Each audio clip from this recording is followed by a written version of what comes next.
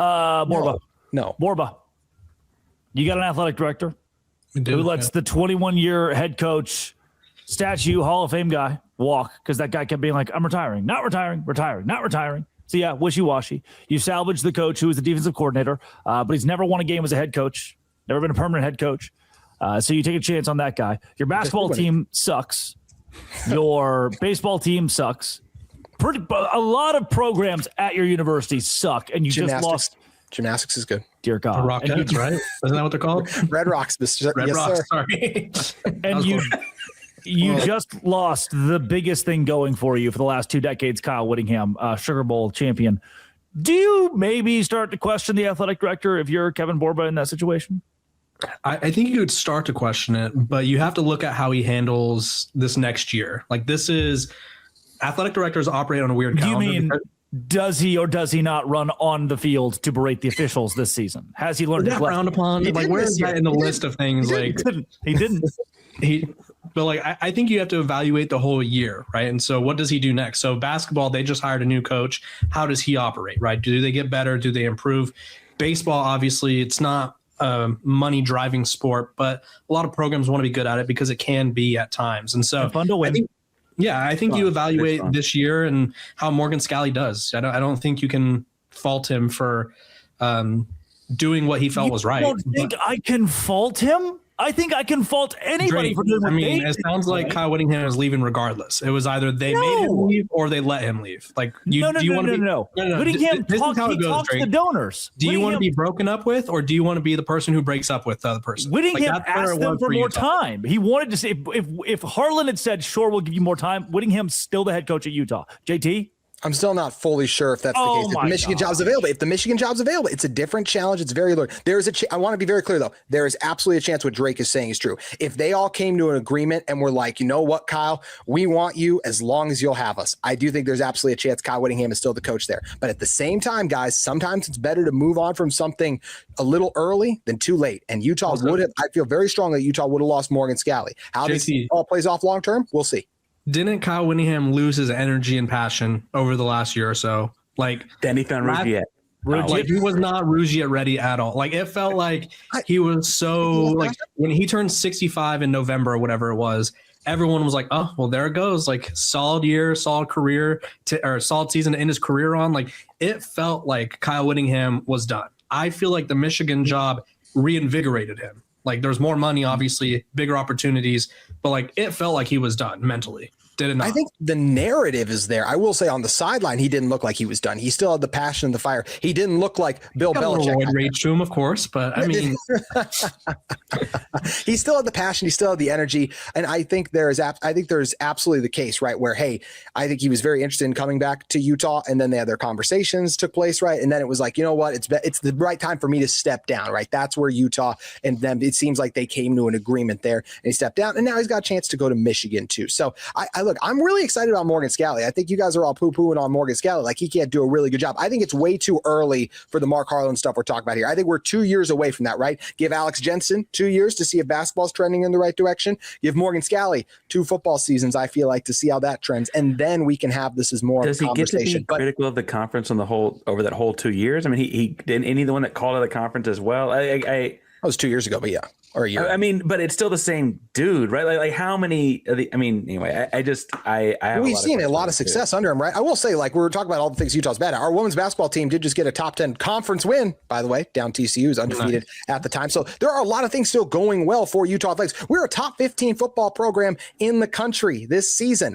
I don't think you fire an athletic director after that. He's got this bold private equity plan. They're still trying to put all the pieces in place for too. Utah's not moving on from Mark Harlan. I do think he's earned also time. A gigantic risk. It is. But that's right. But we got to let it see if it plays out, right? It's not a disaster as quick as like Nico Harrison trading Luka, right? Like, it hasn't gone that badly that quickly. If the private equity deal gets there, we move on from. Also, be really quick, like to say in Drake's favor, the Craig Smith hire was a miss, right? So that is a negative strike for basketball. That is a negative strike on Mark Harlan. He does not have a flawless resume, but I think he's done enough good to buy himself more. The outburst, the $40,000. JT, question though. The outburst, the $40,000 fine he got too. That's kind of a little bit of a That's right. That's good memory on that. Considering some of the fines that the Big 12 schools were getting, that's like number 35 on the list. Shout out to Drake's, like his whole month of November. One tuition. That's like one tuition. Well, I'm talking about your content in the month of November because of all the chants. Like that fine is like very low on the list of like Cincinnati never got one too, by the way. Colorado got one, but Cincinnati they did. Yeah, but JT, my question was, what if Kyle lied? Right? Lying is very common in college football. No. I mean, he would fit in Michigan. That Texas wide receiver that was like, they kicked me out. And then all the reporters were like, dude, they offered you 6 figures and you left anyway. Like, what if he was just like, yeah, I wanted to stay at Utah, but like behind the scenes, he was like, no, I'm good. Yeah, absolutely could be the case, right? That's the hard part with, as you mentioned, college football coaches. They're always saying one thing and then doing another. I do believe that Kyle Whittingham was at peace stepping down. I've been told that by a source I trust too. He was at peace with the decision, and now he has an opportunity to try and make it awesome at Michigan, which he turned down the chance to go to Tennessee in 2010. Now he chose staying in Utah. He turned down Michigan 2010 in Tennessee is a great point. tough gig. It was exactly. It was very tough, but it gives you a better chance. But that did give him a better chance to try to win at a bigger stage, right? Now he has that with Michigan, and we can see if it works. I will say one positive, if there is a positive in all this, it's a great spotlight, if it works, of the talent in the state of Utah on a national stage. If all these guys go to Michigan and they win there, I think it does show you how good the hell are we talking about? What is that not? Why true? is that a positive? They all it's really good for Utah high school football if Kyle Whittingham takes all of the players from our colleges and wins at Michigan. JT, I think if Kyle Whittingham recruited Utah aggressively, Michigan fans would have an aneurysm. They want people from Florida. They want people from Texas, all those, California, Texas, all the big states. I think they would accept 1 to 2. Locked On Michigan to do that episode. Whit's going to say, we got a 2-star left guard from Orem, Utah that I'm very excited about, and Michigan fans are going to kill him. Y'all say you're all sleeping on Utah football a little bit. I will say they're going to get John Henry Daly, right? That's a guy from Utah, more than likely. That's a pass rusher from Utah. They have a very good shot at Smith Snowden. That's a corner from the state of Utah. So they are going to get several guys, and a lot of these coaches are fun. It's a good Jackson Benny. He's actually just re-signed with Utah, but I love that Jackson Benny got brought up on the Big 12 squad. I'm sure we're going to talk about signings and guys going other places, but while we're talking about locked on other places not in the Big 12 like Michigan, Duke, we got to point out Wisconsin Whitewater. 5 guys in the NFL since 2000. Not some like schmuck D3 program. I don't want to. Owen Schmidt being one of those from West Virginia. Again, it's an impressive Division III program. We're talking about guys moving around though a lot, and we haven't. Was that just a shout out to Wisconsin Whitewater, and we're moving on? I will always shout out every Division III program. Locked on. What is their mascot? What are they? The Whitewater what? Rafts. Mary Hardin Baylor. Shout out. Shout to Mary Hardin Baylor. We haven't moved past. Swordsby said he is going to Texas Tech for the facilities. The facilities. Was it not to get? They have. Does that include? He's coming from Cincinnati, for God's sakes. I mean, does facilities include the ATM machine? Like, what facility is he talking about? How about the billboard? Times Square. Have you seen the video of the AT&T walkthrough? It's like with a drone. Have you ever seen it? It's insane. It's truly insane. He's getting paid more than Shador to play for the Browns. And guess who's getting paid more that we didn't talk about? Drew Mestemaker. How much? $7 million deal for Oklahoma State. Is that real? Have we corroborated? Yes, it's real. I confirmed it. The Oklahoma State Mean Green. Yeah, that's definitely. Listen, Oklahoma State has a new donor that just stepped up just this cycle after post Gundy. That's writing checks right now. Cody probably would have already brought that up by now if he was on the show, but. Like I said, I've been working in his stead. I've made a lot of connections with people there now. A lot of their media, like probably 5 or 6 of them, they're real big time media people.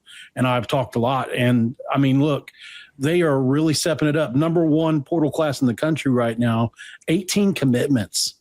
I mean, they're really crushing around now. They got the number 1 quarterback, the number 1 running back commit. They got 2 or 3 wide receivers. They're North Texas North, man. I know, but the thing is about those North Texas players, they're like James Madison players. They're all ranked in the 90s as far as like on 3 ratings go. That's what you know what I mean? They're not just your typical G5 transfer that's like mid 80s, 88. Like these guys are like 4 and 5 star type ratings. This is what Signetti did, and it has worked out decent. It's very similar.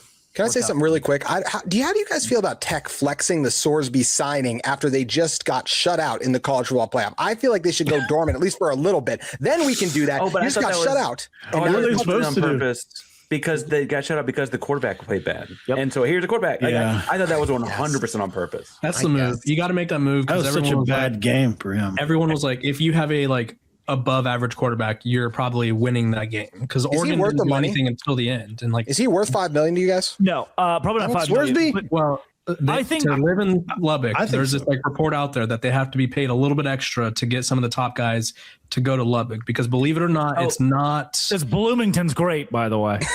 No, Bloomington drove but through. Level Wasn't says terrible. this openly. Level talks, but like there is a Lubbock tax. They have to pay guys more. Yeah. Yeah, I mean, not everyone's a big Landman fan, right? Rich Not Rodriguez everyone's out there doing Bob refuses to Thornton, do that, by the way. driving from Fort Worth to wherever he's Meanwhile, driving and just Enjoys enjoying out the it. H-Town discount. Okay, come on. Yep. There's some clubs in H-Town. Won't say how I know. Drake, how much NIL are you getting? Lemon Pepper Drake over here. Did you say Drake. lemon pepper? So, fun fact about Houston is James Harden's got a jersey retired, and it's at a nightclub. I'm not going to say what kind of nightclub, and not at a basketball gym. Yeah. Hell yeah. JT, last thing, what you got? How much Drake's right NIL up are there you next getting to for? him. How much NIL did you spend for that hotel room, sir? Okay. Speaking of it's all a H-Town, tax write-off. It's all a tax write-off. Little marble headboard right there, tax write-off. This has been It Always Will Be. Locked On. Thanks for making our shows your first listen every single day. It's the Dose Grande Squad.